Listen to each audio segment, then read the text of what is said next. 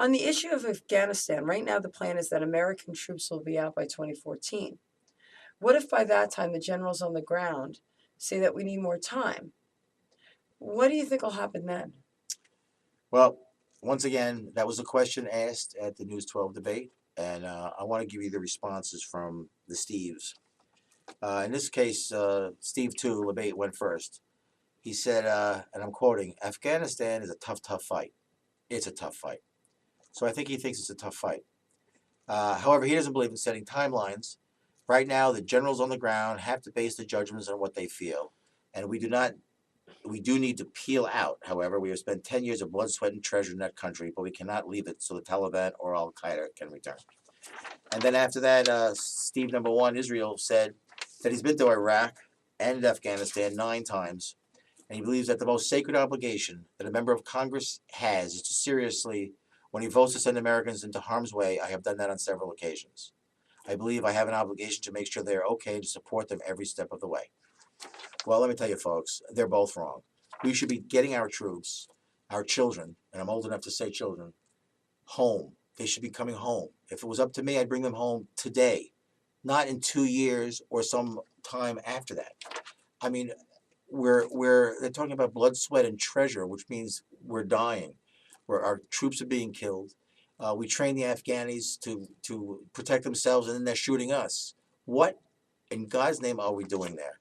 We're building their bridges, roads, schools, and hospitals in Afghanistan, and the Tappan Zee Bridge is falling apart. I've said that many times. It's absolutely absurd that we're spending so much of our blood, sweat, and treasure in a country that doesn't want us there to begin with. Once we train them, they shoot us. So for God's sakes, let's get the hell out of there. Not in 2014, now.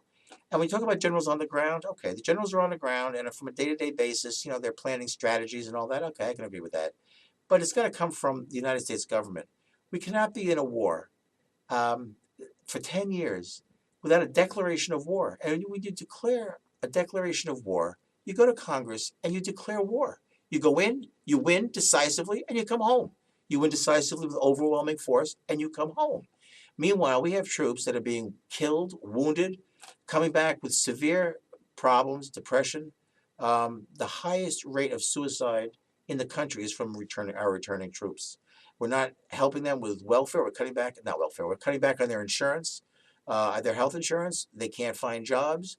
They go through a trauma of being in a war, and they come back completely disoriented and having a hard time getting back. And we're not supporting them.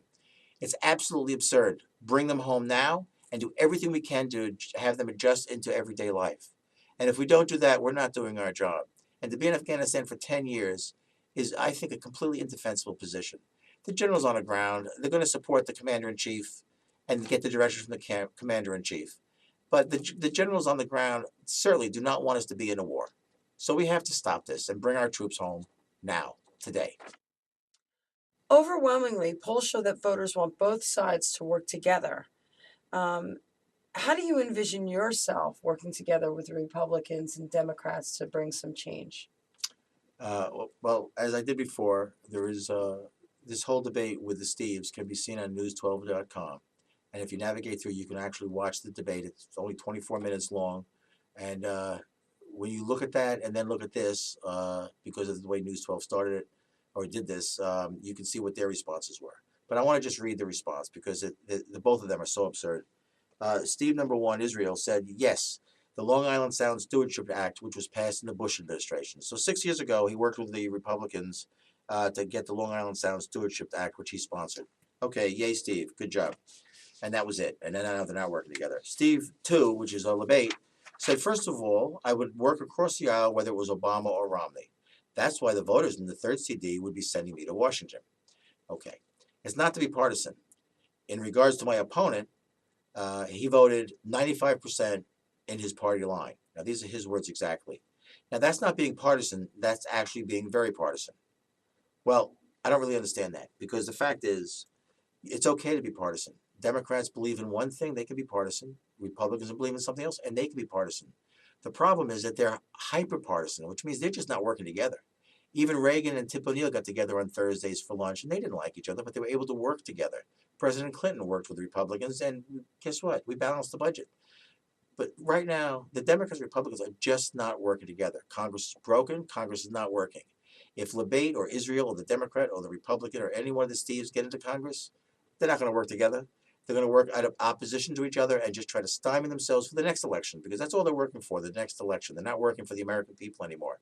And I will work for the American people and make some sense in the aisle, not on either side trying to reach across in a nonsensical way, but to try to get some things accomplished.